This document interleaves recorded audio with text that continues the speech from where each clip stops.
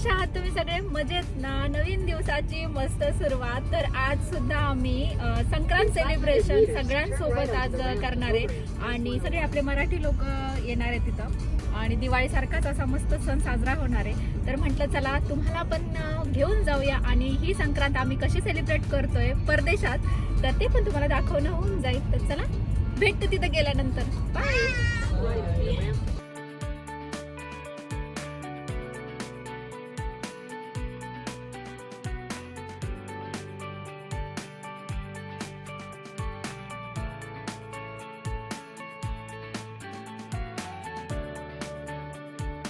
आज सुद्धा आम्ही सगळे एकत्र आलेलो आणि तुम्हाला दिसत असेल सगळीकडे लगबग सुरू आहे. सगळी कार्यक्रमाची तयारी करायला रुजू झालेले आणि प्रत्येकाचं काही ना काही काम चालू आहे.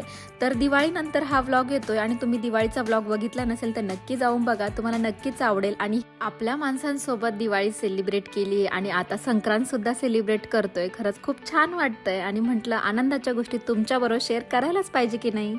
आपल्या महाराष्ट्रात प्रत्येक सण साजरा होताना अतिशय उत्साह, आनंद, एकमेकांचा मान सन्मान देण्याची पद्धत, रूढी, परंपरा यांना फार महत्त्व दिल्याचं आपण पाहतो. या परंपरा सुरू झाल्या त्यामागे देखील आपल्या पूर्वजांचा व आपल्या वडीलधाऱ्या लोकांचा एक चांगला हेतू असल्याचं लक्षात येतं. आणि आपण गुढीपाडवा, दीपावली, दसरा, गणेश चतुर्थी, नवरात्र यासारखा आणखीन एक महत्त्वाचा सण आपण साजरा करतो, तो म्हणजे मकर संक्रांत. कोणताही सण असू द्यावो, पण तो एकत्र आल्यानंतरच खरा तो सण साजरा झाल्यासारखा वाटतो. हो, बरोबर की नाही? म्हणून म्हणते व्लॉग पूर्ण बघायचा आहे आणि फुल एन्जॉय करायचा आहे आमच्या सोबत. तर चला व्लॉगला इथून सुरुवात करते आणि सगळ्या काही गोष्टी तुमच्या बरोबर शेअर करते.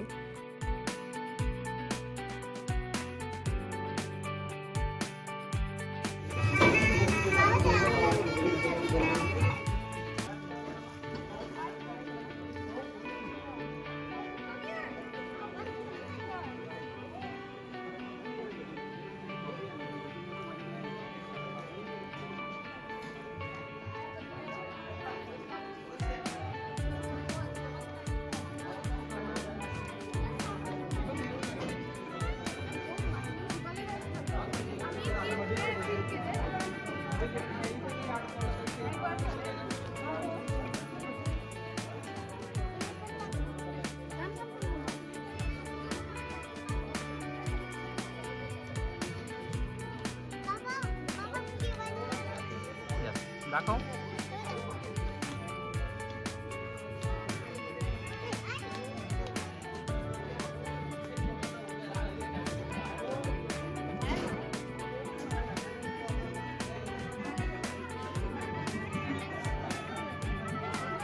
तुम्हाला सगळ्यांनाच माहिती असेल, सुवासिनी या दिवसांमध्ये हळदी कुंकाचे आयोजन करतात आणि खूप वाण लुटवतात, आपल्या मुलांचं बोरन्हाण करतात आणि आम्ही देखील इथं करणार आहे.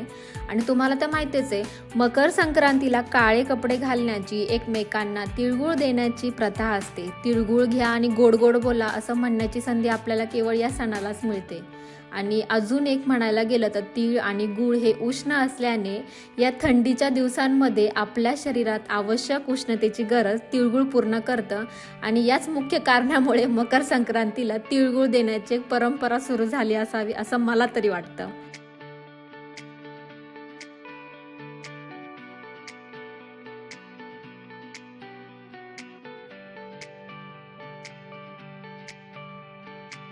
कार्यक्रमाच्या सुरुवातीलाच मुलांनी सुंदर असे मनाचे श्लोक म्हणून दाखवले. तुम्ही सुद्धा ऐका.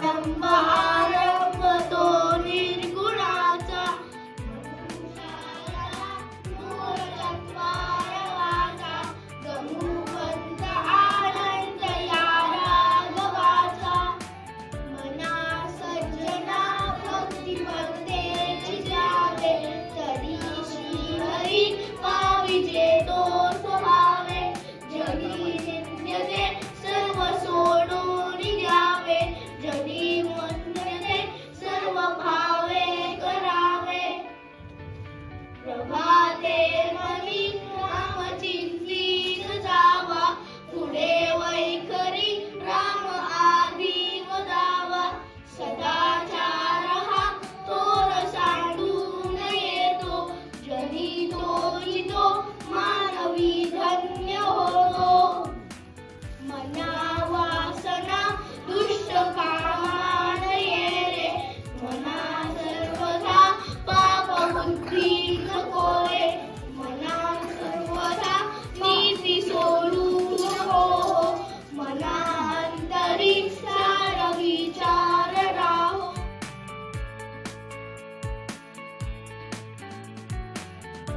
मी पण बसतो.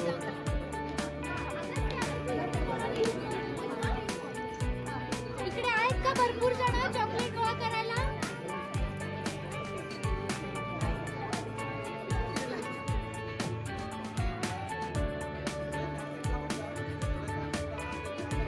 मुलांच्या अगोदर त्यांच्या आया बोलवतो गोळा करतात.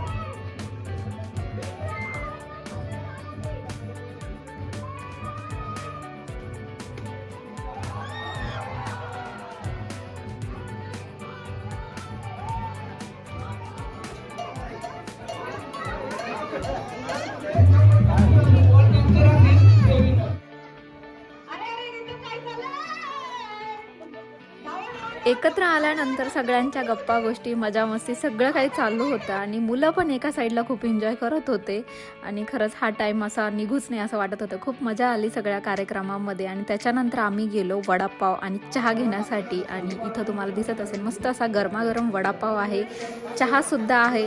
तर खरंच काय कॉम्बिनेशन आहे ना चहा आणि वडापावचं. तर आमच्यासाठी एक गोष्ट खास होती की लहान मुलांना सुद्धा वेगळे वडापाव होते, कारण मुलं तिखट जास्त खात नव्हते. त्याच्यामुळे मैत्रिणीने विचार केला की लहान मुलांना वेगळे वडापाव तिने बनवले होते जे की स्पायसी नव्हते आणि मोठ्यांसाठी वेगळे.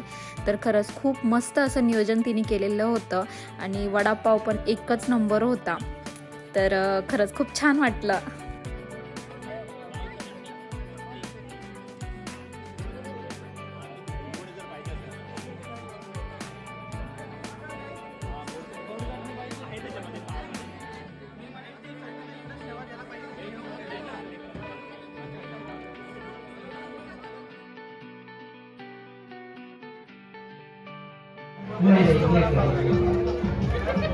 मराठी जिंगाट लावतो. ओके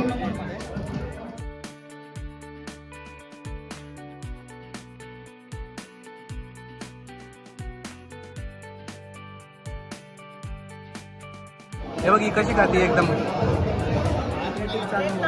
हा वडापाव कसा आहे? वडापाव एक नंबर झालाय आणि वडापाव बनवणारे पण एक नंबर आहे. अरे वा, धन्यवाद. सगळ्यात जास्त कष्ट करणारे हे दोन प्राणी. इकडे कष्टी करता या व्हिडिओमध्ये या.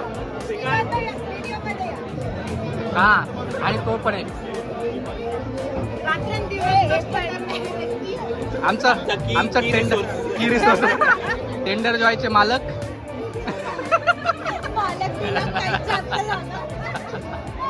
आणि हे कस्टमर, हॅपी कस्टमर. आणि हा उदय.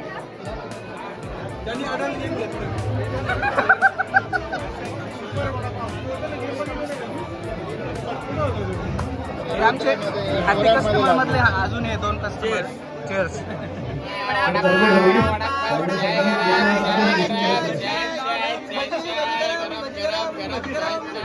काय गरम.